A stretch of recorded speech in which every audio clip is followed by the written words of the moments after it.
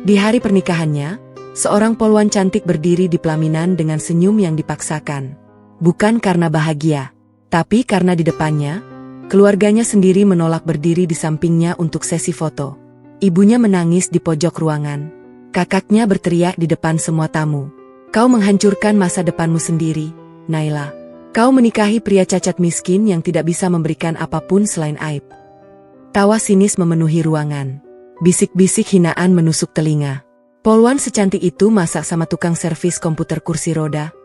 Kasihan, masa depannya hancur demi pria lumpuh. Orang tuanya pasti malu punya anak seperti dia. Namun di tengah semua hinaan yang menggunung, pria di kursi roda itu hanya tersenyum tipis. Damar. Namanya tidak pernah dikenal siapapun. Dia datang tanpa mahar, tanpa keluarga, tanpa sesi foto yang layak. Bahkan tetangga kampung yang datang hanya karena penasaran, bukan karena memberi selamat. Naila menggenggam tangan Damar erat-erat. Matanya basah, tapi dia tidak menangis. Dia sudah memilih jalannya. Biar dunia menghina, tapi malam itu juga, di kejauhan, seorang pria misterius berdiri di balik rumpun bambu. Matanya membidik Damar. Lalu dia berbisik pada ponselnya. Target terkonfirmasi. Pria lumpuh di kursi roda itu benar dia. Dia masih hidup. Ternyata pria lumpuh itu adalah...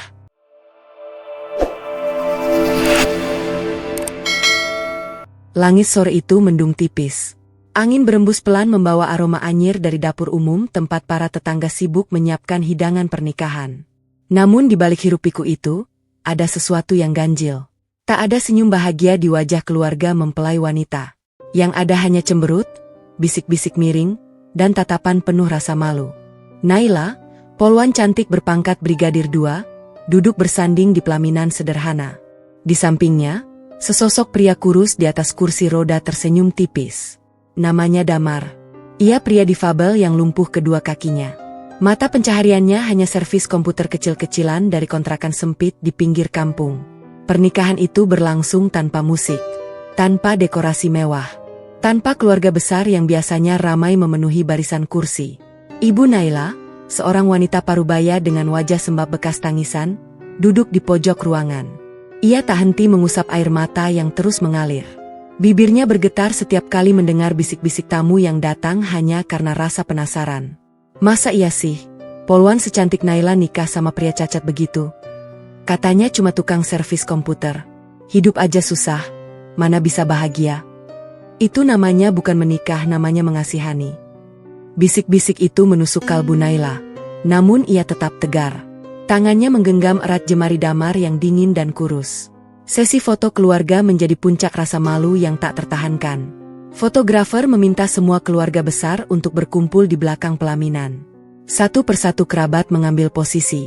Namun ketika fotografer meminta mereka berdiri lebih dekat dengan Damar, keluarga besar itu mundur serempak. Kami malu foto bareng orang cacat, bisik seorang bibi dengan suara pelan namun cukup jelas terdengar. Kakak Naila, seorang laki-laki bernama Andri, angkat bicara di depan semua orang tanpa tedeng aling-aling. Adik saya menghancurkan masa depannya sendiri, ucap Andri dengan nada kesal. Kuliah tinggi, jadi polwan cantik, masa depan cerah. Terus tiba-tiba nikah sama pria lumpuh miskin. Ini bukan pernikahan, ini bunuh diri sosial. Naila menggigit bibir. Damar tetap diam. Ia hanya menunduk pelan, menatap kedua kakinya yang tak berdaya. Sementara itu, di luar area resepsi, di balik pagar bambu yang lapuk, berdiri seorang pria tegap mengenakan kemeja batik lengan panjang.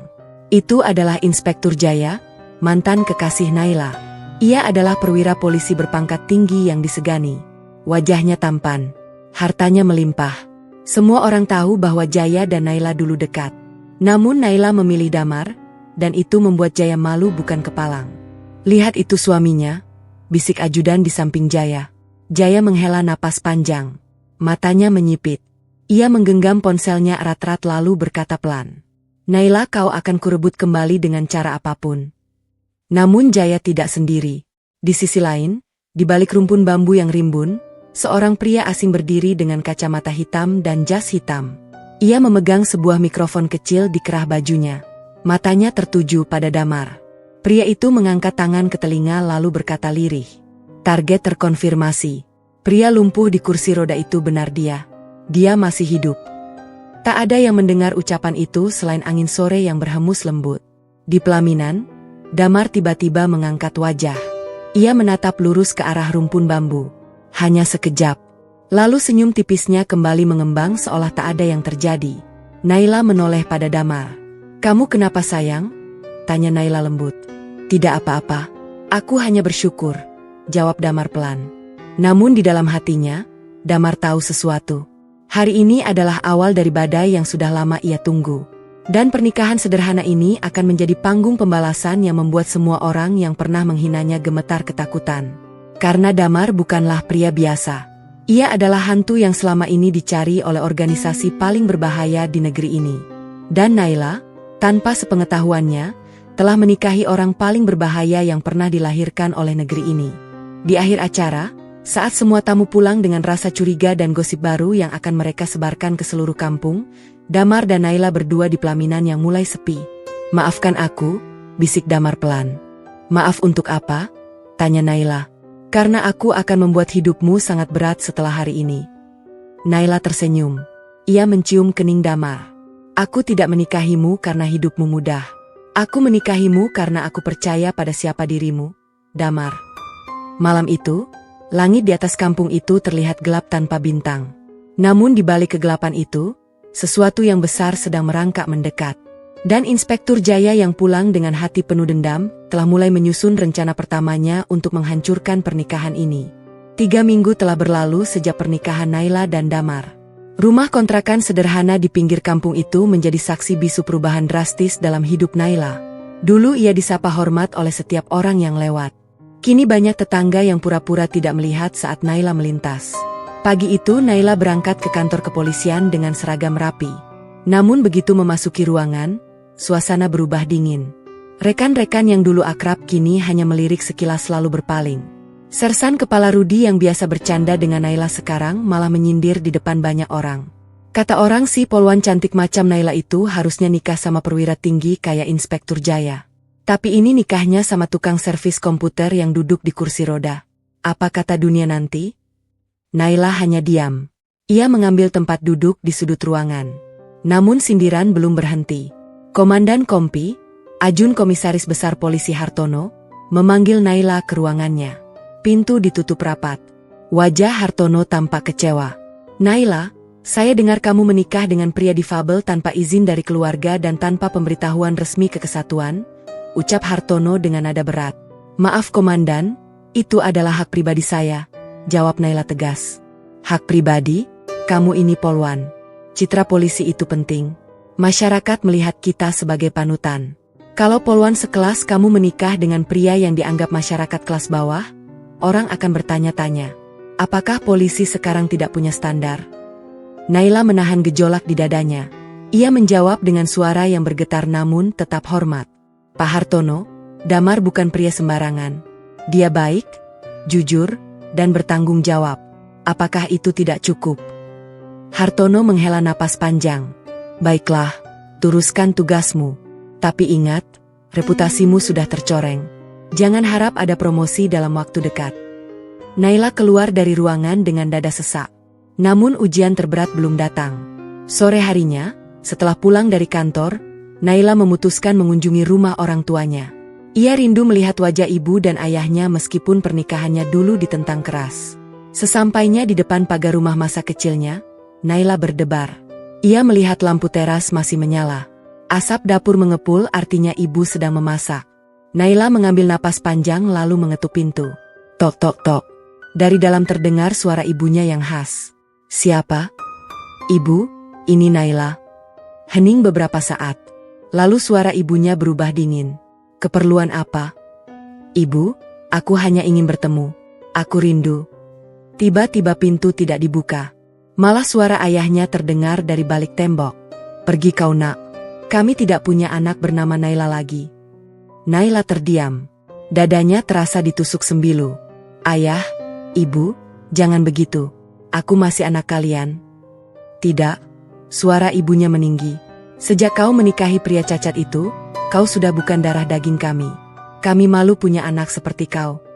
Naila jatuh berlutut di depan pintu. Air matanya mengalir deras. "Ibu, ayah, Buka pintunya. Aku mohon. Tapi tak ada jawaban. Hanya suara langkah kaki yang menjauh. Naila masih bertahan beberapa saat di depan pintu. Hingga akhirnya tetangga sebelah keluar dan berkata dengan nada iba. Sudah nak, pulanglah. Sejak pernikahanmu itu, orang tuamu berkali-kali bilang ke semua tetangga bahwa kau sudah bukan anaknya lagi. Mereka bahkan sudah mengganti nama di kartu keluarga. Naila tersentak. Kepalanya terasa berputar. Ia berdiri dengan kaki gemetar lalu berjalan perlahan meninggalkan rumah yang dulu penuh kenangan itu. Malam harinya, Naila pulang ke rumah kontrakannya. Damar sedang duduk di kursi roda sambil merangkai kabel-kabel komputer. Begitu melihat wajah Naila yang sembab karena menangis, Damar langsung menghentikan kerjanya. Ada apa sayang? Naila jatuh ke pangkuan Damar. Ia menangis sesenggukan. Mereka sudah tidak mengakuiku lagi Damar. Ibu dan ayah. Mereka bilang aku bukan anak mereka. Bahkan tetangga bilang nama aku sudah dihapus dari kartu keluarga. Damar tidak bicara. Tangan kirinya mengusap lembut rambut Naila. Tapi tangan kanannya mengepal erat di balik selimut yang menutupi kakinya. Aku janji, bisik Damar lirih. Suatu hari mereka akan berlutut di hadapanmu. Dan mereka akan menyesali setiap kata yang mereka ucapkan. Malam itu Naila tertidur di pangkuan Damar. Ia lelah secara fisik dan mental. Namun di tengah malam, Naila terbangun karena mendengar suara bisik-bisik. Ia membuka mata pelan. Damar sedang duduk di depan laptop tua dengan layar yang memancarkan cahaya kebiruan di ruang gelap. Naila memperhatikan dari balik kelopak mata yang menyipit. Ia melihat layar laptop Damar dipenuhi kode-kode aneh. Bukan kode program komputer biasa. Itu adalah jaringan angka dan huruf yang terlihat seperti sandi militer. Damar mengetik cepat tanpa suara. Matanya fokus. Tiba-tiba sebuah jendela baru muncul di layar. Di dalamnya tertulis sebuah pesan singkat dalam bahasa asing yang tidak dipahami Naila. Namun satu hal yang Naila tangkap. Di pojok kanan atas layar itu ada lambang elang dengan sayap mengembang. Lambang yang hanya dimiliki oleh Satuan Khusus Kepolisian Negara. Naila memejamkan mata kembali. Hatinya bertanya-tanya. Siapakah sebenarnya suaminya ini? Mengapa seorang tukang servis komputer biasa memiliki akses ke jaringan super rahasia? Sementara itu, di tempat lain, Inspektur Jaya sedang duduk di ruang kerjanya yang mewah. Ia memegang secangkir kopi hitam sambil tersenyum membaca laporan dari mata-matanya. Naila sudah mulai dijauhi keluarganya. Bagus, bisik Jaya. Ia lalu menghubungi seseorang lewat ponsel. Tingkatkan tekanan. Aku ingin Naila benar-benar hancur sebelum aku datang menyelamatkannya. Di ujung sambungan telepon, seseorang menjawab dengan suara berat.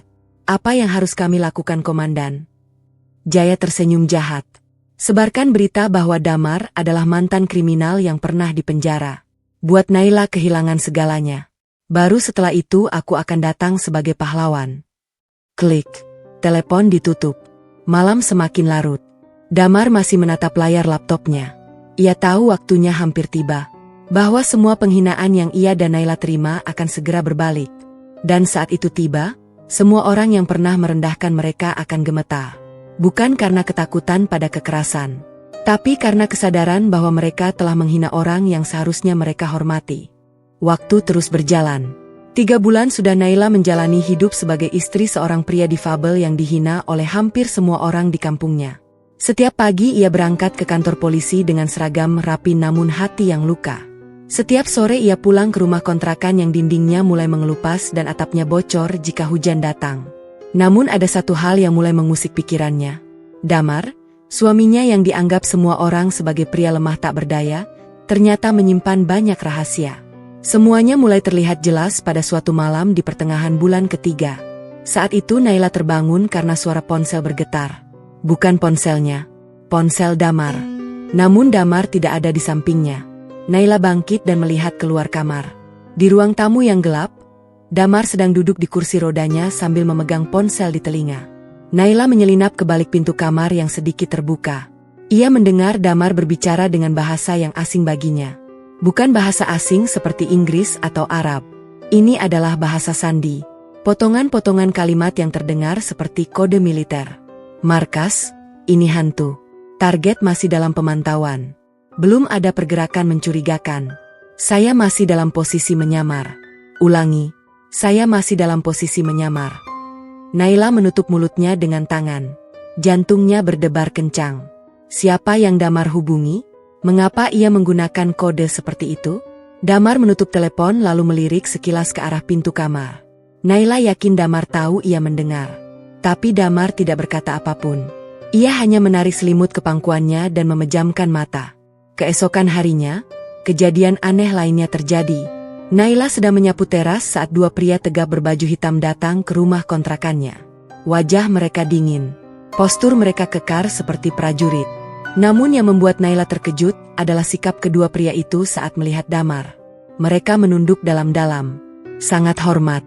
"Komandan," ucap salah satu dari mereka lirih. Damar mengangkat tangan. Isyarat untuk diam. "Jangan panggil saya komandan di sini. Ini wilayah sipil." "Maaf, kami hanya ingin memastikan Bapak aman." "Saya baik-baik saja. Kembalilah ke pos kalian. Dan jangan pernah datang ke sini lagi kecuali saya yang memanggil." Kedua pria itu mengangguk patuh. Sebelum pergi, mereka melirik Naila sekilas. Lalu berbisik satu sama lain. Istri komandan rupanya Polwan. Dia pasti tidak tahu siapa suaminya sesungguhnya. Mereka pergi meninggalkan Naila yang berdiri terpaku di teras. Ia menatap Damar dengan tatapan penuh tanya. "Damar, siapa mereka?" Damar tersenyum tipis. "Teman lama. Tidak usah dipikirkan. Tapi mereka memanggilmu komandan. Banyak orang suka berlebihan dalam memanggil. Aku dulu hanya anggota biasa di sebuah organisasi kecil. Tidak penting." Naila tidak puas dengan jawaban itu. Tapi ia memilih untuk tidak memaksa. Setidaknya untuk saat ini. Sementara itu di tempat lain, Inspektur Jaya mulai bergerak dengan rencana yang lebih licik. Ia tahu bahwa tekanan dari keluarga dan rekan kerja saja belum cukup untuk menghancurkan pernikahan Naila. Jaya membutuhkan sesuatu yang lebih personal. Sesuatu yang bisa merendahkan Damar secara langsung di depan Naila. Maka pada suatu sore, Jaya sengaja datang ke warung kopi di kampung tempat Naila tinggal. Ia datang dengan mobil dinas mewahnya. Beberapa ajudan berseragam polisi mengikutinya. Semua mata tertuju padanya. Jaya adalah perwira tinggi. Orang kampung hanya bisa melongo melihat kedatangannya. Beberapa saat kemudian, Damar yang kebetulan melintas di depan warung dengan kursi rodanya langsung menjadi sasaran. Jaya berdiri. Ia berjalan mendekati Damar dengan senyum sinis. "Wah, ini dia suami Naila yang katanya tukang servis komputer," ucap Jaya dengan suara cukup keras agar semua orang di warung mendengar. Damar menatap Jaya dengan tenang. "Ada yang bisa saya bantu, Pak?" "Bantu? Kamu sudah cukup membantu dengan menikahi Naila. Membantunya merusak masa depannya. Membantunya dihina semua orang. Hebat kamu Damar. Hebat sekali." Beberapa orang di warung mulai tertawa pelan. Jaya semakin berani. Ia mendekatkan wajahnya ke Damar. "Kau tahu Damar, dulu Naila adalah calon istriku. Tapi kau datang dan merusak semuanya. Sekarang lihat apa yang terjadi. Naila dijauhi keluarganya. Ia dijauhi rekan kerjanya. Karirnya hancur. Karena siapa? Karena kau." Damar tidak bergeming. Matanya tetap tenang. Bahkan bibirnya masih tersenyum tipis. "Apapun yang kau katakan tentang saya, itu hak Anda. Tapi jangan seret nama Naila dalam ejekan Anda." Jaya tertawa keras. Mendengar itu, pria cacat ini memberi saya pelajaran. Hebat. Hebat sekali. Jaya lalu meludah di depan kursi roda Damar. Bukan mengenai Damar, tapi sengaja sebagai bentuk penghinaan. Setelah itu ia berbalik dan masuk ke mobil mewahnya bersama para ajudan yang ikut tertawa. Mobil itu melaju kencang meninggalkan kampung. Damar tetap diam. Ia mengambil sapu tangan dari saku bajunya lalu membersihkan ludah yang ada di aspal. Bukan membersihkan diri sendiri, tapi membersihkan jalan agar tidak ada orang lain yang terinjak. Namun tak lama setelah mobil Jaya pergi, keanehan terjadi. Seseorang dari warung berteriak, mobil Pak Polisi itu remblong?" Semua orang menoleh. Dari kejauhan, terlihat mobil dinas Jaya oleng tak terkendali. Untungnya sopir masih bisa mengendalikan laju mobil hingga berhenti dengan selamat di pinggir jalan. Tidak ada yang terluka, tapi semua orang heran. Rem mobil baru itu tidak mungkin blong begitu saja. Jaya turun dari mobil dengan muka pucat. Ia menatap ke belakang, ke arah kampung. Ke arah Damar yang masih duduk tenang di kursi rodanya dengan sapu tangan di tangan. Ada rasa takut yang tiba-tiba merayap di hati Jaya. Sesuatu yang tidak bisa ia jelaskan. Di tempat yang sama, Naila yang baru tiba dari kantor melihat semua kejadian itu. Ia langsung mendekati Damar. "Kau baik-baik saja?" tanya Naila cemas. "Aku baik. Tidak ada yang terjadi," jawab Damar. Malam harinya, Naila tidak bisa tidur. Ia duduk di ruang tamu dan mulai membuka lemari tua Damar yang selama ini jarang ia buka. Di dalam lemari itu, terselip sebuah album foto usang. Naila membukanya perlahan. Foto pertama yang ia lihat membuatnya tersentak. Itu adalah foto Damar muda. Rambutnya rapi, badannya tegap. Ia mengenakan seragam loreng hitam dengan baret merah marun. Di dadanya tergantung puluhan tanda jasa. Dan di bahunya ada lambang pasukan khusus yang hanya dimiliki oleh kesatuan elit kepolisian. Naila menutup mulutnya dengan tangan. Air matanya mulai mengalir. Ia tidak menikahi tukang servis komputer miskin yang lumpuh karena kecelakaan. Ia menikahi seorang pahlawan yang pernah mengabdikan hidupnya untuk negara. Pria yang namanya mungkin tercatat dalam misi-misi rahasia yang tidak pernah diketahui publik. Dan di balik foto itu, ada tulisan tangan kecil. "Untuk Naila. Jika suatu hari kau menemukan foto ini, maafkan aku karena belum berani jujur. Aku mencintaimu. Tapi masa laluku juga mencintaiku dengan cara yang berbahaya." Naila memeluk foto itu erat-erat. Ia menangis. Bukan karena sedih. Tapi karena ia baru menyadari bahwa di balik senyum tipis dan kursi roda yang dihina semua orang, ada seorang pria yang menyimpan luka dan kehormatan yang luar biasa besar. Sementara itu di kamar, Damar terbangun. Ia merasakan Naila tidak di sampingnya. Namun ia tidak mencari. Ia hanya tersenyum. "Sekarang kau tahu sedikit tentang siapa aku," bisik Damar. Tapi cerita sesungguhnya belum dimulai. Malam itu menjadi malam terpanjang dalam hidup Naila. Ia duduk di ruang tamu dengan album foto tua masih terbuka di pangkuannya. Matanya tak lepas dari wajah Damar di foto berseragam pasukan khusus. Dadanya naik turun menahan rasa yang campur aduk. Bangga, terharu, bingung, dan juga sedikit rasa sakit karena disembunyikan selama ini. Namun sebelum Naila sempat bertanya, Damar sendiri yang keluar dari kamar dengan kursi rodanya. Ia menggulung selimut di pangkuannya dan menatap Naila dengan mata yang teduh namun berat. "Kamu sudah menemukannya?" ucap Damar pelan. Naila mengangguk. "Kenapa kamu tidak bilang dari awal?" Damar menarik napas panjang. Ia menutup album foto itu perlahan lalu meletakkannya di meja. "Karena ceritaku terlalu gelap untuk diceritakan di hari pertama pernikahan.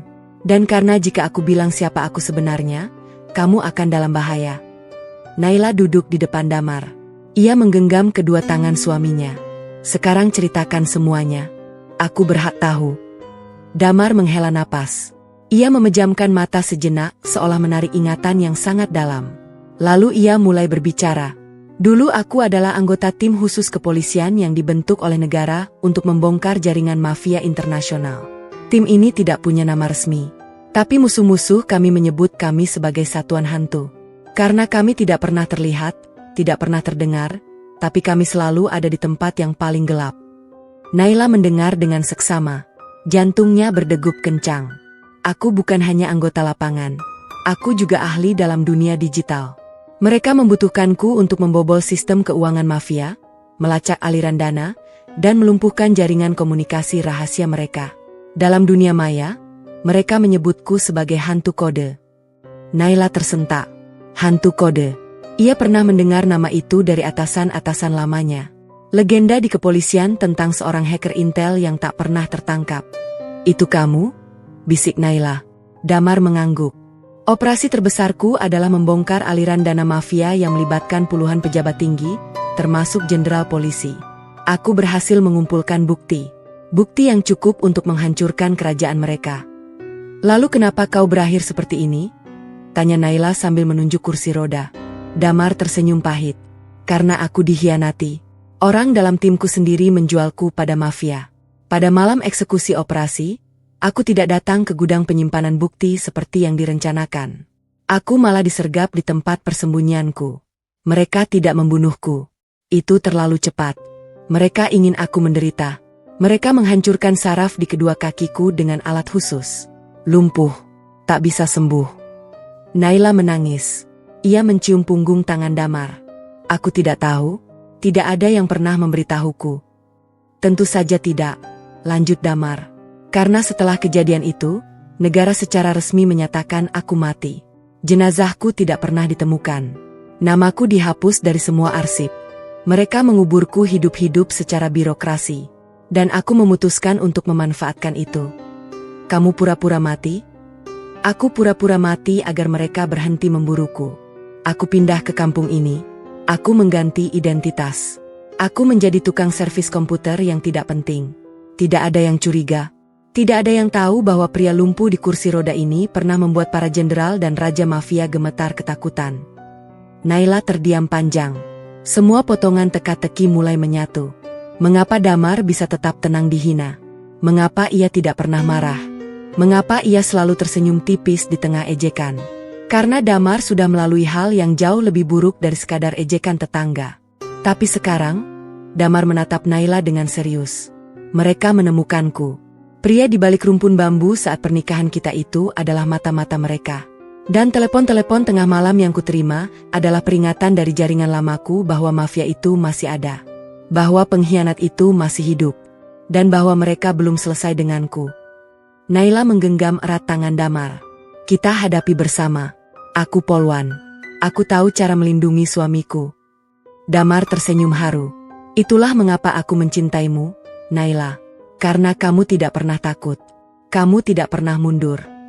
Sementara itu di tempat lain, suasana berbeda sedang berlangsung di rumah mewah Inspektur Jaya. Jaya sedang duduk di ruang kerjanya sambil memegang secari kertas yang baru saja diterima dari seorang kurir misterius. Di kertas itu tertulis satu kalimat pendek.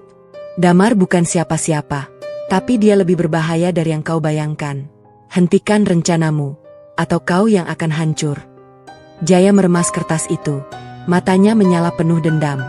Lebih berbahaya? Pria lumpuh tukang servis komputer. Jaya tertawa sinis. Ia lalu mengambil ponsel dan menghubungi seseorang. Lanjutkan tekanan. Aku tidak peduli siapa dia. Aku ingin Naila kembali padaku. Dengan cara apapun. Di sisi lain, kampung mulai heboh dengan kabar bahwa ada orang asing yang kerap mengintai rumah Naila dan Damar setiap malam. Seorang tetangga melapor bahwa ia melihat sesosok bayangan berdiri di depan rumah kontrakan itu pada pukul 2 dini hari. Bayangan itu tidak bergerak, hanya berdiri, menatap. Naila mulai merasa tidak aman. Namun ia tidak tahu bahwa ancaman sebenarnya bukan hanya datang dari luar. Ancaman terbesar justru datang dari dalam lingkaran terdekatnya. Malam itu juga ponsel Naila berdering. Sebuah pesan singkat dari nomor tak dikenal muncul di layar. Suruh suamimu diam. Atau kau yang akan menyesal. Naila menunjukkan pesan itu pada Damar. Damar membaca pesan itu dengan wajah datar. Lalu ia membalas dengan satu kata. Coba saja. Tak lama setelah itu, dari kejauhan terdengar suara motor yang melaju kencang. Kemudian bunyi benda pecah. Lalu api. Rumah kontrakan Naila dan Damar dilempari bom molotov. Api menyala di teras. Naila berteriak. Damar sigap mengambil tabung pemadam kecil di dapur. Dengan tangan yang cepat dan terlatih, ia berhasil memadamkan api sebelum menyebar ke seluruh rumah. Tetangga-tetangga keluar panik. Ada yang berteriak-teriak. Ada yang sibuk menelepon pemadam kebakaran. Tapi tak ada satupun yang membantu Damar memadamkan api. Mereka hanya menonton dari kejauhan. Setelah api padam, Damar duduk di kursi rodanya dengan wajah gelap. Mereka mulai berani, bisiknya. Naila memeluk Damar dari belakang. Kita lapor polisi. Polisi? Damar tersenyum pahit. Pengkhianat itu ada di dalam kepolisian, sayang.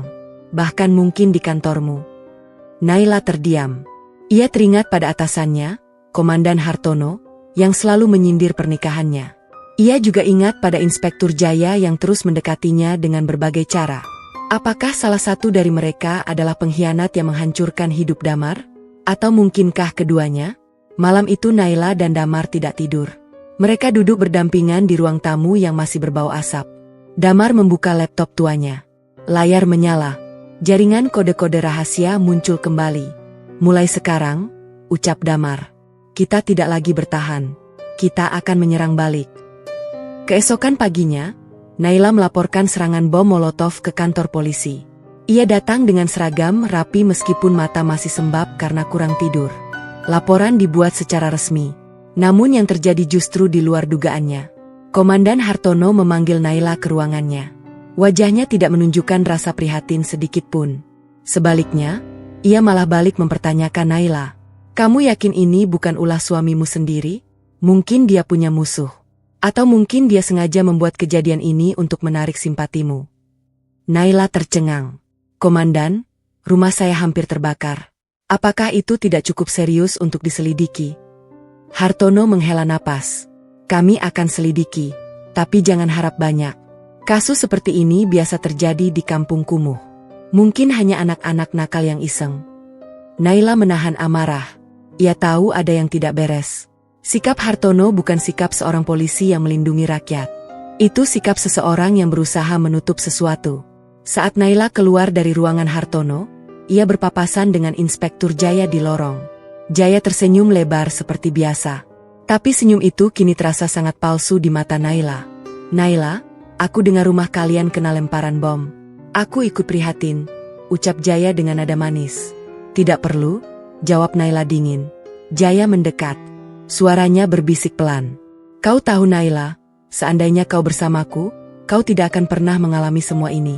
Rumah mewah, keamanan berlapis, tidak ada yang berani mengganggumu. Tapi kau memilih pria cacat di kursi roda yang malah membawa malapetaka ke hidupmu. Naila menatap Jaya tajam.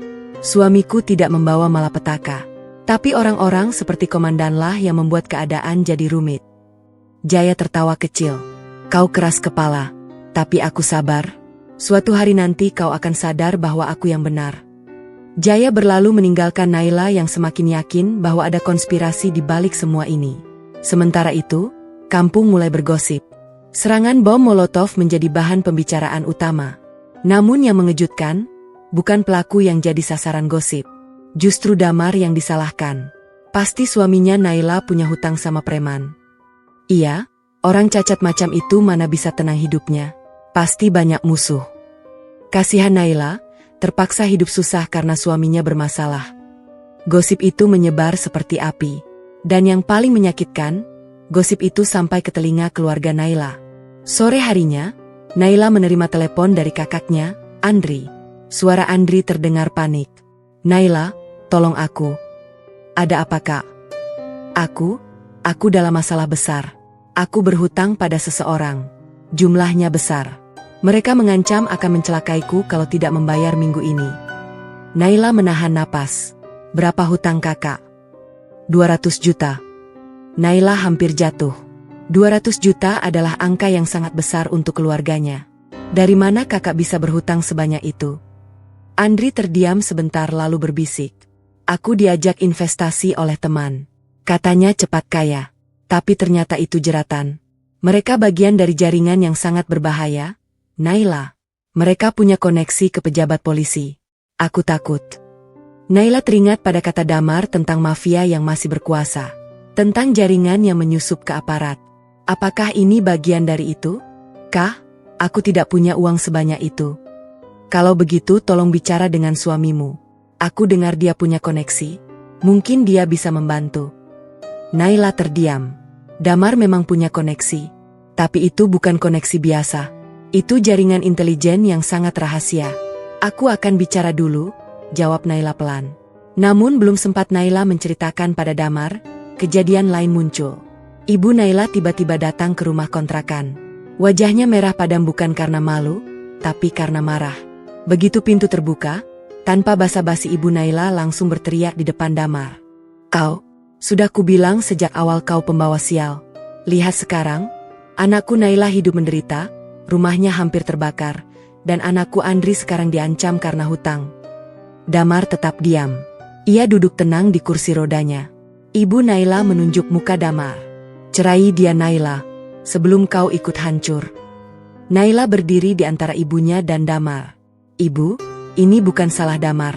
Ini ulah orang yang ingin menghancurkan kita berdua. Sudah jangan bela dia, ibu tidak mau tahu. Ibu hanya ingin kau selamat.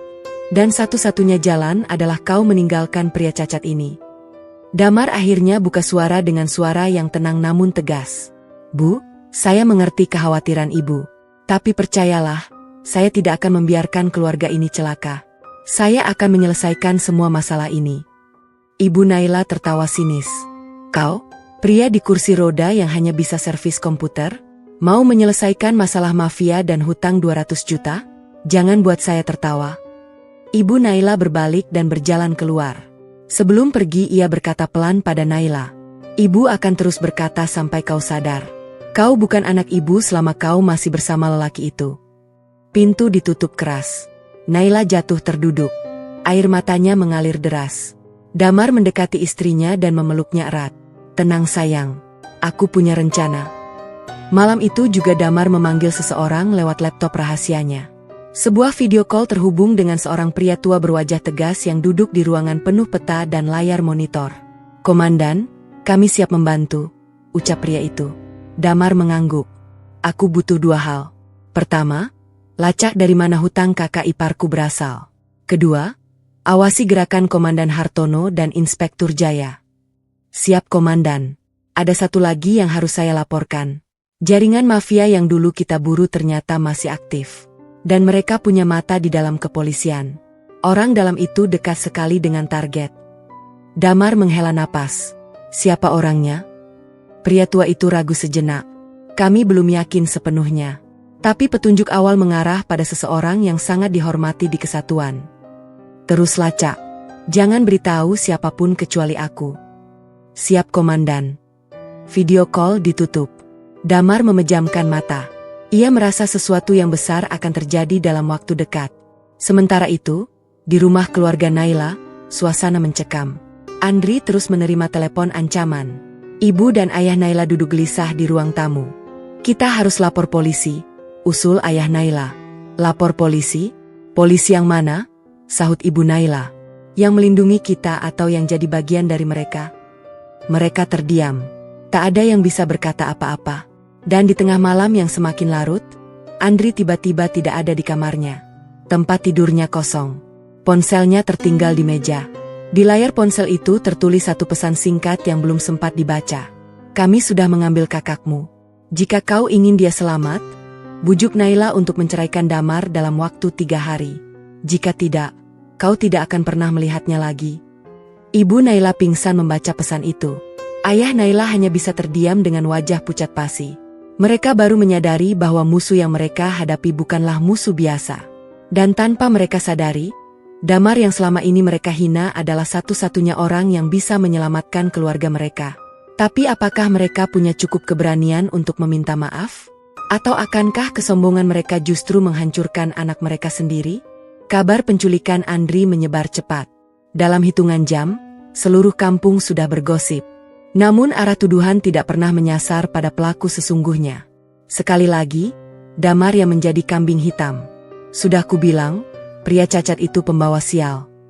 Sejak dia datang ke kampung ini, semuanya jadi kacau. Naila bodoh mau dinikahi orang seperti itu. Gosip-gosip itu berubah menjadi teriakan ketika keluarga Naila datang berbondong-bondong ke rumah kontrakan. Bukan untuk meminta bantuan, tapi untuk menuntut.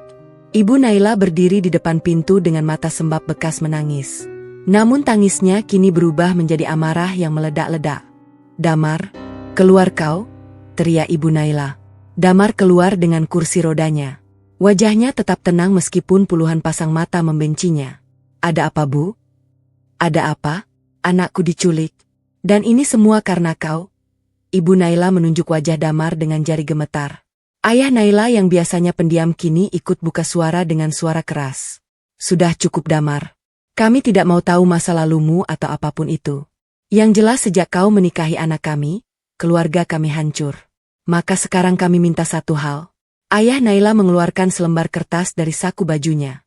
Ini surat pernyataan cerai. Tanda tangani sekarang juga. Setelah itu, urus hidupmu sendiri. Jangan pernah dekati Naila lagi. Damar membaca surat itu dengan mata tenang. Ia menghela napas lalu menatap ayah Naila lurus-lurus. Pak, saya mengerti kemarahan Bapak. Tapi percayalah, menceraikan saya tidak akan menyelamatkan Andri. Justru itu yang mereka inginkan. Mereka? Siapa mereka? Tanya ibu Naila. Mafia yang menculik Andri. Mereka ingin Naila meninggalkan saya karena mereka takut pada saya. Bukan karena saya pembawa sial. Tapi karena saya adalah satu-satunya orang yang bisa menghancurkan mereka. Ibu Naila tertawa keras. Tertawa yang bercampur histeris. Kau? Menghancurkan mafia? Lihat dirimu Damar. Kau duduk di kursi roda. Tidak punya uang? Hidup di kontrakan bocor. Mau menghancurkan apa? Damar tidak menjawab. Ia hanya tersenyum tipis. Naila yang dari tadi berdiri di belakang Damar akhirnya angkat bicara. Ibu, ayah, tolong dengarkan. Damar tidak seperti yang kalian kira. Dia adalah mantan anggota pasukan khusus. Dia... Cukup, potong ayah Naila. Aku tidak mau dengar cerita karangan kalian berdua. Yang aku tahu, Andri hilang. Dan kalian berdua tidak melakukan apa-apa. Ibu Naila menambahkan dengan suara lirih tapi menusuk. Naila, dengarkan ibu untuk terakhir kalinya. Kalau kau tidak menceraikan pria ini dalam waktu 3 hari, anggaplah kau sudah tidak punya orang tua. Dan anggaplah Andri mati karena ulahmu. Ibu Naila berbalik. Seluruh rombongan keluarga mengikutinya. Mereka pergi meninggalkan Damar dan Naila yang berdiri terdiam di depan rumah kontrakan yang kini terasa semakin sempit. Malam harinya, keadaan semakin buruk. Seorang reporter dari media online tiba-tiba datang ke kampung. Ia mewawancarai tetangga-tetangga dan menulis artikel yang sangat tendensius. Judul artikel itu berbunyi, "Polwan cantik nikahi pria difabel misterius, kini keluarganya jadi korban mafia." Isi artikel itu tidak hanya memberitakan fakta. Ia menuduh Damar sebagai mantan kriminal cyber yang berurusan dengan sindikat internasional. Ia menyebut Naila sebagai polwan yang buta cinta. Dan ia mengklaim bahwa keluarga Naila hancur karena pernikahan ini. Media lain ikut memberitakan. Dalam sehari, Naila menjadi konsumsi publik. Nama baiknya sebagai polwan hancur seketika. Di kantor kepolisian, Naila menghadapi tekanan luar biasa. Komandan Hartono memanggilnya ke ruang sidang internal. "Brigadir 2 Naila," ucap Hartono dengan suara resmi. "Kami menerima laporan bahwa suami Anda diduga terlibat dengan jaringan kriminal internasional. Kami akan melakukan investigasi. Sementara itu, Anda dinonaktifkan dari tugas sampai ada keputusan lebih lanjut." Naila terkejut. "Komandan, ini fitnah. Suami saya tidak terlibat apapun." "Buktinya?" tanya Hartono dingin. Naila terdiam. Ia punya bukti bahwa Damar adalah mantan pahlawan. Tapi bukti itu adalah bukti rahasia negara yang tidak bisa ia tunjukkan sembarangan. Kalau tidak punya bukti, maka kita ikuti prosedur. Anda bisa kembali ke rumah menunggu panggilan selanjutnya. Naila keluar dari ruangan dengan langkah gontai. Karirnya yang dulu bersinar kini hancur dalam sekejap. Semua karena pernikahan yang ia pilih dengan penuh keyakinan. Ia pulang ke rumah dengan hati yang remuk. Damar sedang duduk di kursi rodanya di teras. Ia menatap Naila dengan mata yang tahu segalanya. "Kamu dinonaktifkan?" Naila mengangguk sambil menangis. Damar menarik Naila ke pangkuannya. Ia membelai rambut istrinya dengan lembut.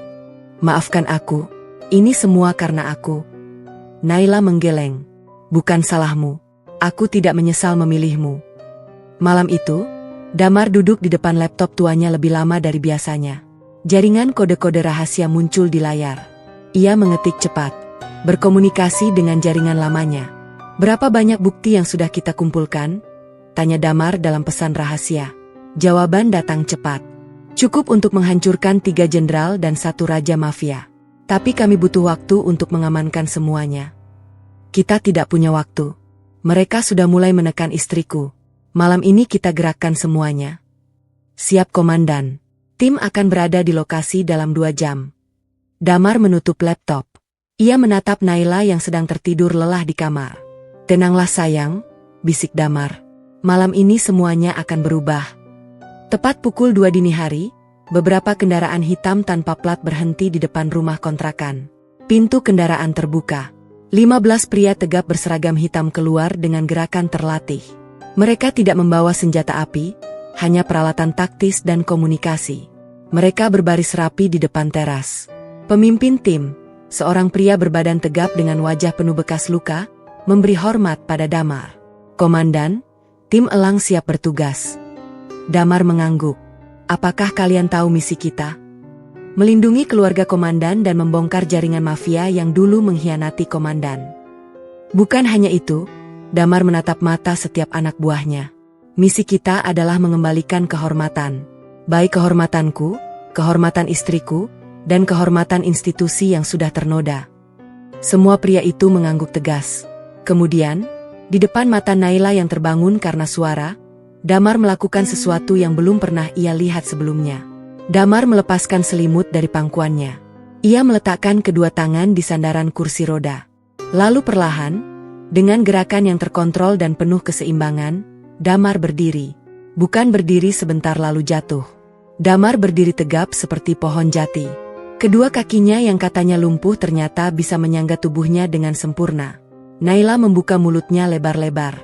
Ia tidak percaya pada apa yang dilihatnya. Damar, kamu bisa berjalan. Damar berjalan perlahan mendekati Naila. Ia berlutut di depan istrinya dan menggenggam kedua tangan Naila. Maafkan aku sayang. Aku berbohong padamu. Aku tidak pernah lumpuh.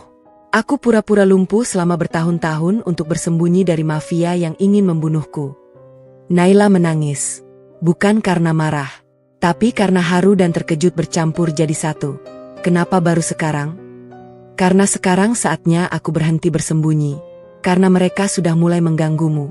Dan karena aku tidak akan membiarkan siapapun menyakiti orang yang aku cintai. Damar berdiri. Ia menatap timnya. Bersiap. Besok pagi kita akan mengguncang dunia mereka. Fajar belum sepenuhnya terbit saat Naila duduk di kursi kayu di teras rumah kontrakannya. Matanya masih merah. Bukan karena kurang tidur, tapi karena terlalu banyak menangis. Bukan tangis sedih. Ini tangis campuran antara kelegaan, keterkejutan, dan rasa sakit karena selama ini ia dibohongi. Damar berdiri di sampingnya. Berdiri. Bukan duduk di kursi roda. Itu pemandangan yang masih terasa aneh bagi Naila meskipun sudah beberapa jam berlalu sejak Damar menunjukkan kebenaran itu. Kamu marah padaku, ucap Damar pelan. Bukan pertanyaan. Itu pernyataan. Naila menghela napas. Aku tidak marah. Aku hanya tidak mengerti. Kenapa kamu berbohong padaku? Kita ini suami istri. Seharusnya tidak ada rahasia di antara kita. Damar duduk di samping Naila. Ia menatap lurus ke depan, ke arah jalan kampung yang masih sepi. Karena jika aku jujur sejak awal, kamu tidak akan pernah mau menikah denganku. Bukan karena kamu tidak mencintaiku, tapi karena kamu akan takut. Bukan takut padaku, tapi takut pada musuh-musuhku. Naila menoleh. Aku polwan. Aku sudah terbiasa dengan bahaya. Tapi ini berbeda, sayang. Musuhku bukan pencuri atau perampok biasa. Mereka adalah jenderal-jenderal kepolisian yang korup. Mereka adalah pejabat tinggi yang duduk di kursi kekuasaan. Mereka adalah orang-orang yang seharusnya melindungi masyarakat, tapi malah menjadi monster. Damar menggenggam tangan Naila. Karena itu aku memilih bersembunyi. Aku memilih menjadi pria lumpuh tak berguna di mata semua orang. Karena hanya dengan cara itulah aku bisa hidup damai. Sampai akhirnya mereka menemukanku lagi. Naila teringat pada pria misterius di balik rumpun bambu saat hari pernikahan. Pria itu, siapa dia? Mata-mata mereka. Dia dikirim untuk memastikan apakah pria lumpuh di kampung ini benar-benar aku. Dan setelah dia yakin, mereka mulai bergerak. Itu sebabnya rumah kita dilempari bom. Itu sebabnya kakakmu diculik. Itu sebabnya karirmu hancur. Semua itu adalah tekanan untuk memaksaku keluar dari persembunyian. Dan sekarang kamu keluar, ucap Naila. Sekarang aku keluar, ulang Damar tegas. Tapi bagaimana dengan kakiku? Bagaimana dengan keluargaku? Andri masih diculik. Damar berdiri. Ia berjalan ke depan, ke tengah jalan kampung yang mulai terang oleh sinar matahari pagi. Timku sudah tahu lokasi persembunyian Andri. Mereka akan menyelamatkannya hari ini juga. Tapi ada satu syarat. Apa? Kamu harus percaya padaku. 100%. Tanpa keraguan. Karena apa yang akan aku lakukan hari ini akan sangat berbahaya. Aku akan menghancurkan nama-nama besar. Aku akan membuka tabir konspirasi yang sudah tertutup rapat selama bertahun-tahun. Dan setelah hari ini, tidak akan ada lagi tempat bersembunyi bagiku. Damar menatap Naila. Apakah kamu siap berdiri di sampingku? Bukan sebagai polwan yang harus melindungi suami, tapi sebagai istri yang percaya pada kebenaran. Naila berdiri. Ia berjalan mendekati Damar. Ia memeluk suaminya erat-erat. Aku sudah siap sejak hari pertama aku bilang ia jadi istrimu. Sementara itu, di kantor kepolisian, suasana pagi itu berbeda dari biasanya. Semua orang sibuk dengan urusan masing-masing. Namun ada satu ruangan yang sangat tenang. Ruangan Komandan Hartono. Hartono sedang duduk di kursi kerjanya sambil memegang secangkir kopi hitam. Di hadapannya, Inspektur Jaya berdiri dengan senyum puas. "Jadi Naila sudah dinonaktifkan?" ucap Jaya. "Sudah," jawab Hartono dingin. "Sekarang kita tinggal menunggu Damar melakukan kesalahan. Begitu dia keluar dari rumahnya dengan bukti-bukti palsu yang kita tanam, kita tangkap dia. Kasus selesai." "Bagus. Setelah Damar di penjara, Naila akan kembali padaku. Dia tidak punya pilihan lain. Karirnya hancur. Keluarganya menolaknya. Satu-satunya orang yang mau menerimanya adalah aku." Hartono meneguk kopinya. "Jangan terlalu percaya diri, Jaya. Damar bukan orang biasa. Aku sudah mendengar cerita tentang dia dari atasan-atasan lama. Pria itu pernah membuat seluruh jajaran kepolisian gemetar." Dulu, Jaya tersenyum sombong. Sekarang dia hanya pria lumpuh di kursi roda.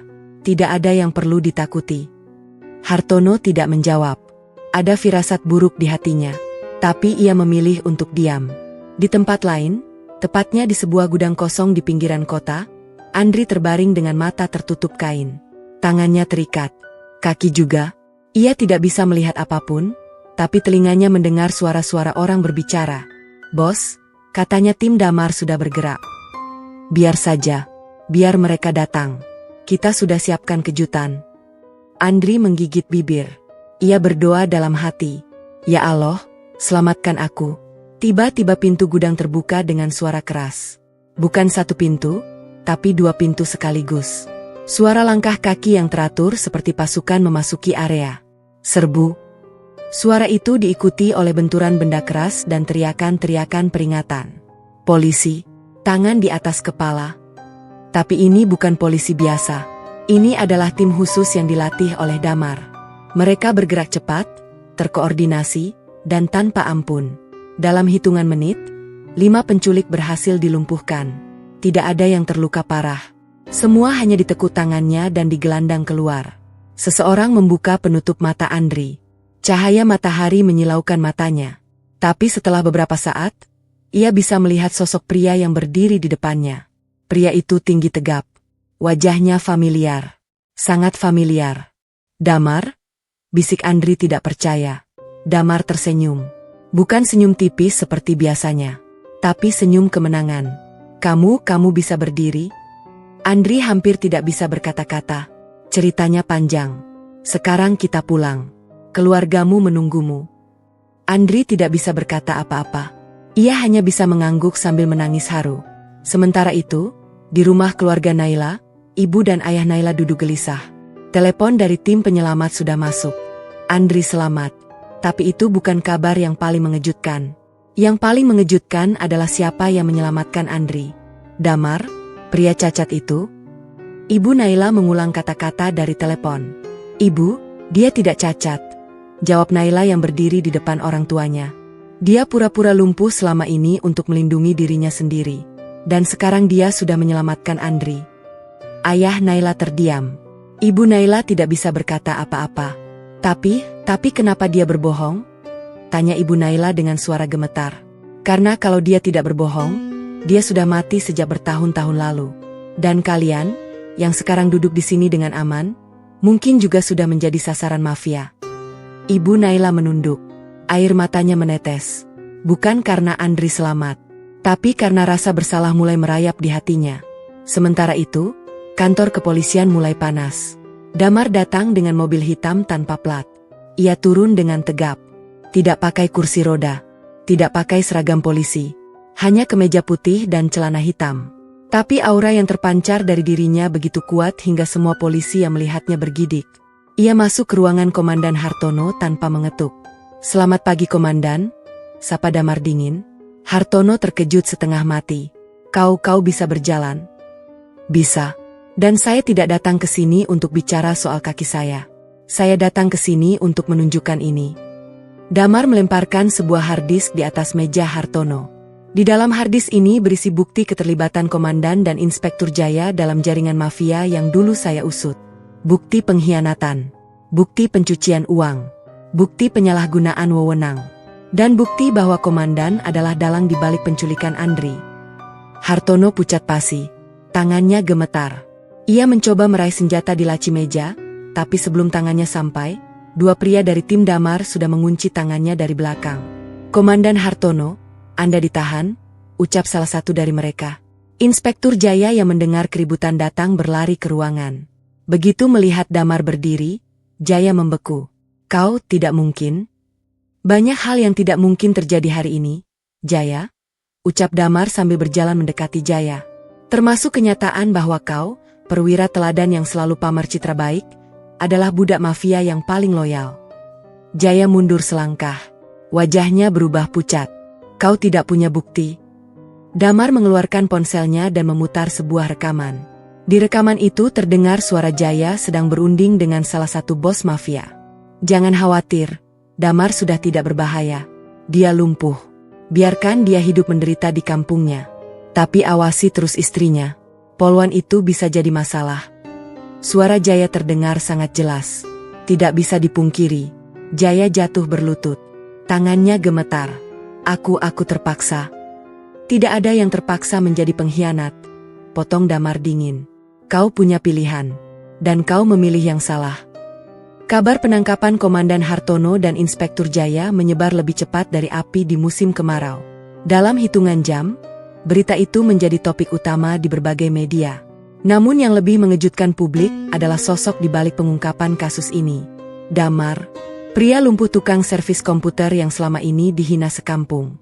Ternyata adalah mantan komandan pasukan khusus yang dinyatakan mati secara resmi puluhan tahun lalu. Media beramai-ramai mewawancarai tetangga-tetangga Damar. Wajah mereka sekarang berbeda. Bukan lagi wajah penuh hinaan, tapi wajah pucat ketakutan bercampur malu yang tak terperi. Saya sering mengejek beliau," ucap seorang tetangga sambil gemetar di depan kamera. "Saya pikir beliau hanya pria cacat biasa. Saya tidak tahu kalau beliau adalah pahlawan." Tetangga lain bahkan sampai menangis di depan wartawan. "Saya pernah meludahi teras rumahnya. Saya malu. Saya sangat malu." Namun penyesalan tidak berhenti di situ. Keluarga Naila menjadi pusat perhatian yang paling menyakitkan. Ibu Naila duduk di ruang tamu rumahnya dengan mata kosong. Di depannya, televisi menayangkan wawancara eksklusif dengan Damar. Damar yang sekarang berdiri tegap dengan pakaian rapi. Damar yang dulu ia usir dari depan pintu rumahnya. Damar yang dulu ia sebut sebagai pembawa sial. "Saya tidak pernah dendam pada mereka yang menghina saya," ucap Damar di layar televisi. "Saya hanya ingin keadilan. Bukan untuk saya, tapi untuk istri saya yang selama ini menerima hinaan karena memilih saya." Ibu Naila menutup wajahnya dengan kedua tangan. Tangisnya pecah. Bukan tangis haru, tapi tangis penyesalan yang sangat dalam. "Astagfirullah, aku sudah menghina menantu sendiri. Aku sudah tega mengusir anak kandungku." Ayah Naila yang duduk di sampingnya hanya bisa terdiam. Air matanya juga menetes pelan. Pria yang biasanya keras itu kini tak mampu berkata apa-apa. Di kampung, suasana berubah drastis. Tetangga yang dulu paling keras menghina Damar kini datang berbondong-bondong ke rumah kontrakan. Mereka membawa hampers, kue, bahkan ada yang membawa amplop berisi uang. "Pak Damar, kami minta maaf. Kami tidak tahu kalau Bapak adalah seorang pahlawan." Damar yang duduk di kursi rodanya lagi, ia memang sengaja menggunakan kursi roda agar tidak terlalu mencolok, hanya tersenyum tipis. "Tidak perlu minta maaf. Kalian hanya tidak tahu. Tapi kami sudah menghina Bapak di depan umum," ucap seorang tetangga sambil nyaris menangis. "Itu sudah berlalu. Yang penting sekarang kalian tahu kebenarannya." Namun di balik senyum tipis Damar, ada luka yang tak bisa sembuh hanya dengan permintaan maaf. Bukan luka fisik, tapi luka karena melihat istrinya menangis berbulan-bulan karena hinaan orang-orang yang kini justru datang meminta maaf. Sementara itu, nasib tragis menimpa Inspektur Jaya. Di ruang tahanan, Jaya duduk dengan tangan di borgol. Wajahnya yang dulu tampan dan penuh percaya diri kini kuyu dan penuh kerutan. Ia tidak lagi menjadi perwira idola. Ia hanya seorang tahanan biasa yang menunggu sidang pengadilan. Seorang pengacara datang menjenguknya. "Pak Jaya, kasus ini berat. Semua bukti sudah ada di tangan jaksa. Kecil kemungkinan kita bisa menang." Jaya tertawa pahit. "Aku tidak butuh menang. Aku hanya ingin tahu satu hal. Apakah Naila tahu? Apakah dia bahagia?" Pengacara itu menghela napas. Naila sekarang dipromosikan menjadi kepala unit baru di kepolisian. Karirnya melesat. Dan dia sangat bahagia dengan Damar. Jaya memejamkan mata. Air mata menetes dari sudut matanya. Aku mencintainya. Tapi aku mencintainya dengan cara yang salah. Di tempat lain, Andri yang baru saja selamat dari penculikan kini duduk di rumah orang tuanya. Ia masih terlihat trauma.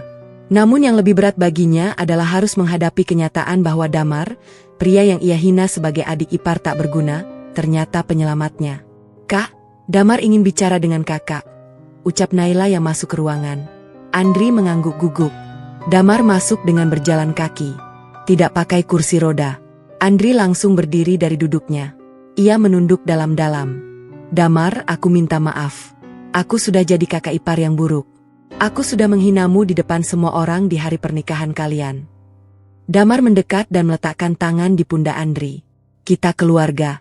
Keluarga pasti pernah bertengkar. Yang penting sekarang kita bisa saling memaafkan." Andri menangis terseduh-seduh. Ia memeluk Damar erat-erat. "Terima kasih sudah menyelamatkanku. Terima kasih sudah mau memaafkan aku." Naila yang melihat adegan itu juga ikut menangis. Namun ada satu orang yang belum sempat bicara dengan Damar. Ibu Naila. Wanita parubaya itu berdiri di ambang pintu dapur. Ia menatap Damar dengan mata berkaca-kaca. Kakinya gemetar. Mulutnya bergetar. Damar melihatnya. Ia berjalan mendekat. "Bu." Ibu Naila tidak bisa berkata apa-apa. Ia jatuh berlutut di depan Damar. Tangannya meraih kaki menantunya. "Damar, maafkan ibu. Ibu sudah sangat jahat padamu. Ibu sudah menghinamu. Ibu sudah menyuruh Naila menceraikanmu. Ibu sudah berkata bahwa kau bukan siapa-siapa. Ibu malu. Ibu sangat malu."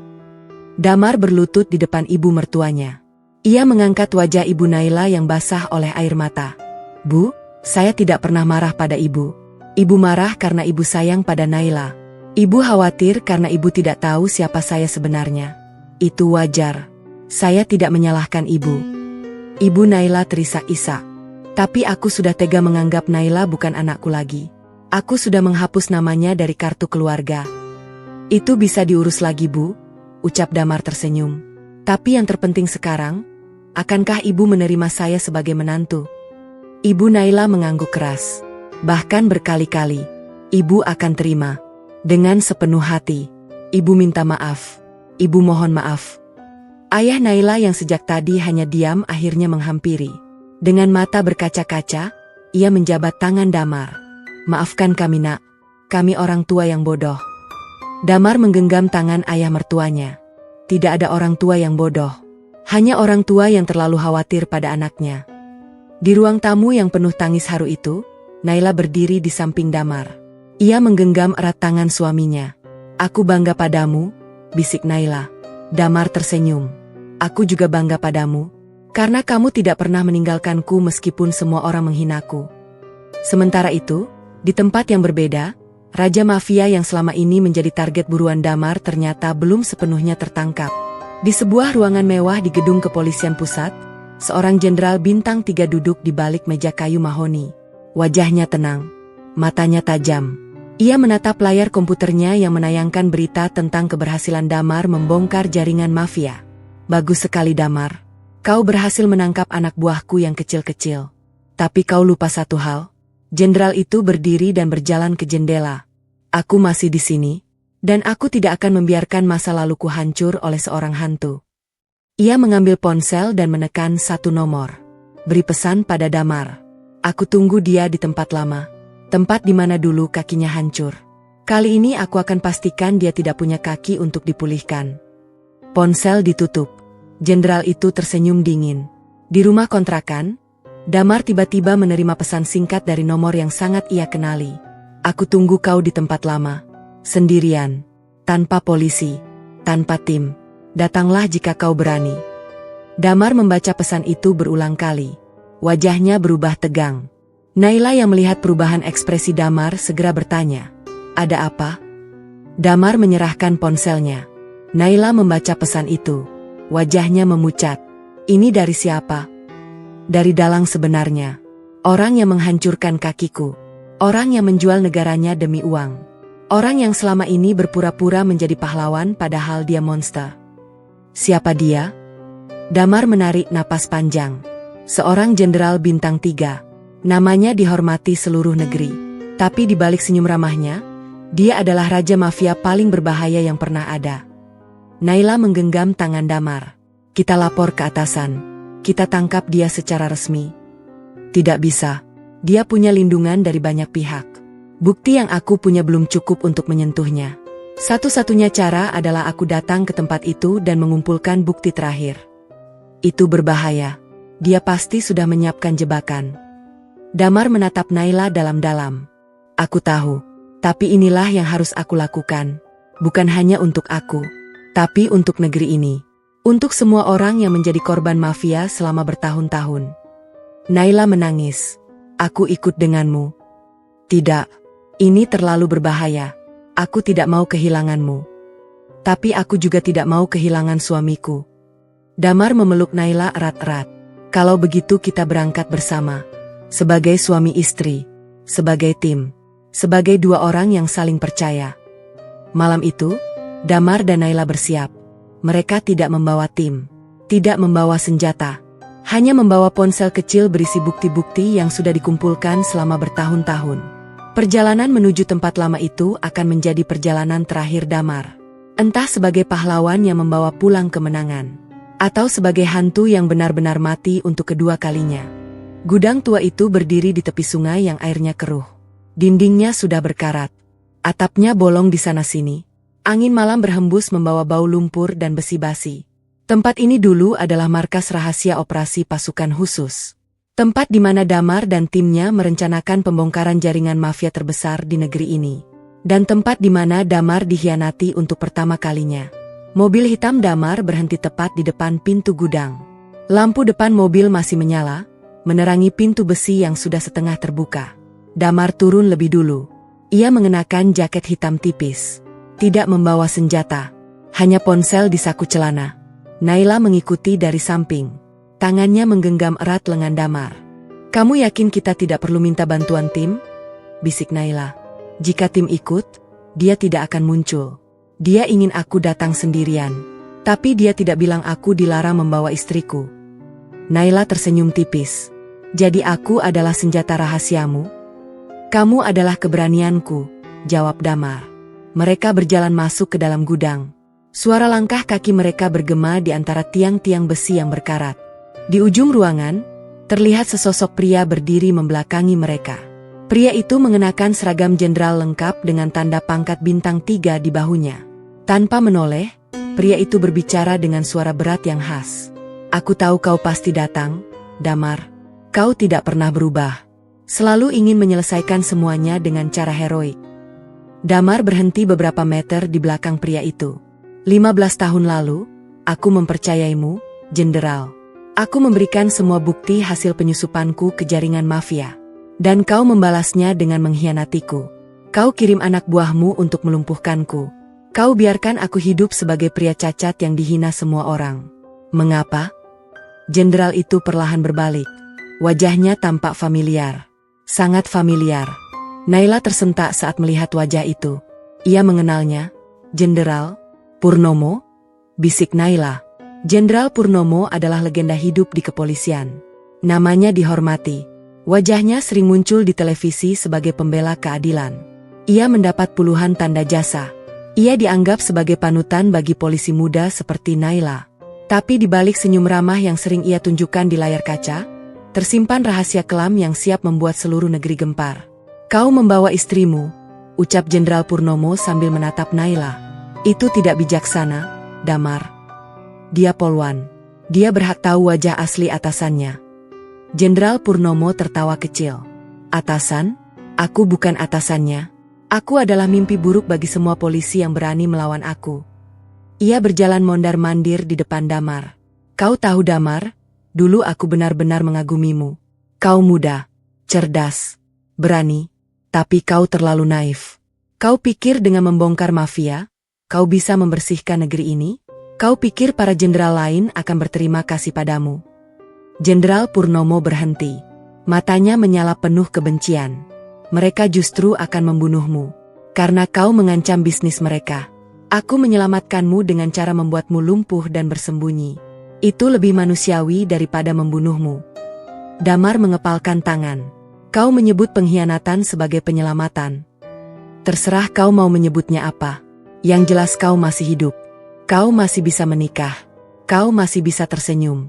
Bandingkan dengan rekan-rekanku yang lain yang sudah mati karena melawan arus. Jenderal Purnomo menghela napas. Tapi sekarang kau malah kembali. Kau hancurkan anak buahku. Hartono, Jaya, mereka memang bodoh. Tapi mereka berguna. Dan karena ulahmu, aku kehilangan dua tangan kanan. Aku tidak datang untuk membicarakan Hartono atau Jaya, potong Damar tegas. Aku datang untuk menangkapmu. Jenderal Purnomo tertawa keras. Tertawa yang menggema di seluruh ruangan gudang. Menangkapku? Dengan apa? Dengan siapa? Kau datang sendirian tanpa tim. Tanpa senjata. Istri poluanmu tidak membawa pistol. Dan kau pikir kau bisa menangkapku? Ia membuka jasnya. Di pinggangnya terselip sebuah alat komunikasi. Dalam 3 menit, 20 orang anak buahku akan datang ke gudang ini. Mereka bersenjata lengkap. Dan kalian berdua tidak akan pernah keluar dari sini hidup-hidup. Naila mundur selangkah. Hatinya berdebar kencang. Tapi Damar tetap berdiri tegap. Kau benar, Jenderal. Aku datang sendirian. Tanpa tim. Tanpa senjata. Damar mengambil ponsel dari sakunya. Tapi aku membawa ini. Jenderal Purnomo menyipitkan mata. Ponsel? Kau mau menelepon polisi? Polisi mana yang akan datang? Semua atasanmu takut padaku. Bukan polisi yang kuhubungi, ucap Damar. Tapi rakyat. Damar menekan sebuah tombol di ponselnya. Di layar ponsel itu, tampak sebuah aplikasi streaming yang sudah terhubung ke jutaan perangkat di seluruh negeri. Apa yang kau lakukan? Tanya Jenderal Purnomo dengan nada mulai gugup. Aku merekam semua yang kita bicarakan sejak 10 menit yang lalu, jawab Damar tenang. Dan saat ini, ada 2 juta orang yang menonton pengakuanmu secara langsung di media sosial. Wajah Jenderal Purnomo berubah pucat. Bukan pucat biasa, tapi pucat seperti mayat. Kau tidak mungkin. Semua yang kau katakan tentang pengkhianatan, tentang mafia, tentang cara kau melumpuhkanku, semua sudah terdengar oleh rakyat negeri ini. Tidak ada yang bisa kau tutup-tutupi lagi. Jenderal Purnomo terhuyung. Ia meraih tiang besi di sampingnya untuk menjaga keseimbangan. Kau menghancurkanku, Damar. Bukan aku yang menghancurkanmu, tapi perbuatanmu sendiri. Di luar gudang, tiba-tiba terdengar suara sirene. Banyak sirene. Dari berbagai arah. Puluhan mobil polisi, mobil tentara, bahkan kendaraan taktis datang mengepung gudang tua itu.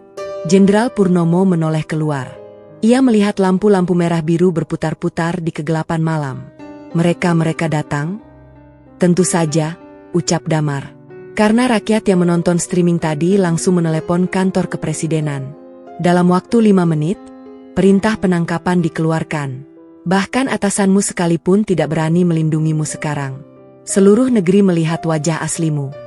Jenderal Purnomo jatuh berlutut. Tangannya gemetar hebat. Wajah yang dulu penuh wibawa kini hancur oleh kesadaran bahwa semuanya sudah berakhir. Aku tidak akan selama di penjara. Anak buahku akan membunuhku di sana. Itu bukan urusanku lagi, ucap Damar dingin. Sekarang urusanmu dengan hukum.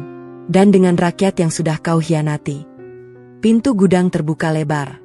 Puluhan polisi berseragam lengkap masuk dengan langkah cepat. Mereka langsung mengamankan Jenderal Purnomo. Tidak ada perlawanan. Pria itu hanya terdiam dengan mata kosong. Seorang perwira tinggi mendekati Damar. Komandan Damar, saya membaca laporan tentang Anda. Negara berhutang budi pada Anda. Maaf baru bisa mengakui jasa-jasa Anda setelah sekian lama. Damar tersenyum. Tidak apa.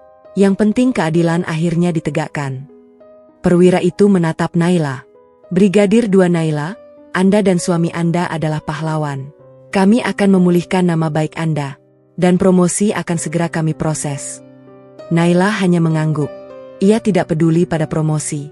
Yang ia pedulikan hanya satu. Damar. Ia memeluk suaminya erat-erat di tengah kerumunan polisi yang sibuk mengamankan TKP. Kita berhasil, sayang, bisik Naila. Damar membalas pelukan itu. Bukan kita, kamu. Karena tanpa keberanianmu menikahi pria cacat yang dihina sekampung, aku tidak akan pernah punya alasan untuk kembali dan memperjuangkan keadilan. 3 bulan kemudian, keadaan berubah total. Jenderal Purnomo dijatuhi hukuman seumur hidup. Komandan Hartono dan Inspektur Jaya juga mendekam di penjara yang sama. Jaringan mafia yang selama ini menguasai negeri dari balik layar perlahan mulai terungkap satu persatu. Damar mendapat rehabilitasi penuh dari negara.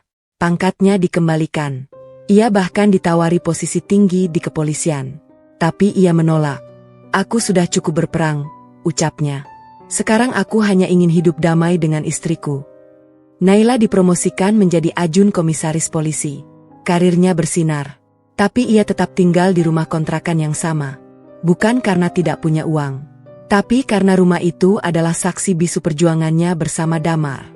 Suatu sore, di teras rumah kontrakan yang sederhana itu, Naila sedang menyiram tanaman. Damar duduk di kursi rodanya. Ia memang sudah bisa berjalan, tapi kursi roda itu tetap ia gunakan sesekali sebagai pengingat akan masa lalunya. Tiba-tiba, sebuah mobil berhenti di depan rumah. Orang tua Naila turun. Ibu dan ayah. Wajah mereka tampak tua dan lelah. Tapi mata mereka basah. Ibu Naila berjalan mendekat. Langkahnya gemetar. Begitu sampai di depan Naila, ia langsung berlutut. "Naila, maafkan ibu. Ibu sudah sangat salah. Ibu sudah tega menganggap kau bukan anak lagi. Ibu malu. Ibu mohon maaf." Ayah Naila juga berlutut di samping istrinya. "Maafkan kami, Nak. Kami orang tua yang durhaka pada anak sendiri." Naila menangis. Ia tidak segera memaafkan. Bukan karena ia pendendam, tapi karena lukanya masih terasa. Damar berjalan mendekat. Ia membantu ibu mertuanya berdiri. "Bu, tidak perlu berlutut. Silahkan duduk." Ibu Naila menatap Damar dengan mata penuh penyesalan. "Damar, maafkan ibu. Ibu sudah menghinamu dengan sangat kejam." "Semua sudah berlalu, Bu," ucap Damar lembut. "Yang penting sekarang kita bisa berkumpul sebagai keluarga." Naila akhirnya memeluk ibunya. Tangis mereka pecah bersama. Ayah Naila juga ikut menangis di samping mereka. Di teras rumah kontrakan yang dulu dihina semua orang itu, kini berkumpul keluarga yang dulu tercerai-berai. Malam harinya, Damar dan Naila berjalan berdua di tepi sungai dekat kampung mereka. Angin malam berhembus sejuk. "Apa kau menyesal menikahiku?" tanya Damar tiba-tiba. Naila berhenti berjalan. Ia menatap mata Damar dalam-dalam. "Aku tidak peduli dunia menghina kita. Karena hanya aku yang tahu sebesar apa hatimu." Damar tersenyum. Ia menggenggam erat tangan Naila. Mereka berjalan berdua di bawah sinar bulan. Meninggalkan kerumunan orang yang dulu menghina. Kini hanya bisa menunduk malu. Dan di kejauhan, dari balik rumpun bambu yang dulu menjadi tempat mata-mata mengintai, kini hanya ada keheningan. Karena semua musuh sudah dikalahkan. Bukan dengan kekerasan, tapi dengan keberanian memilih cinta di atas segalanya.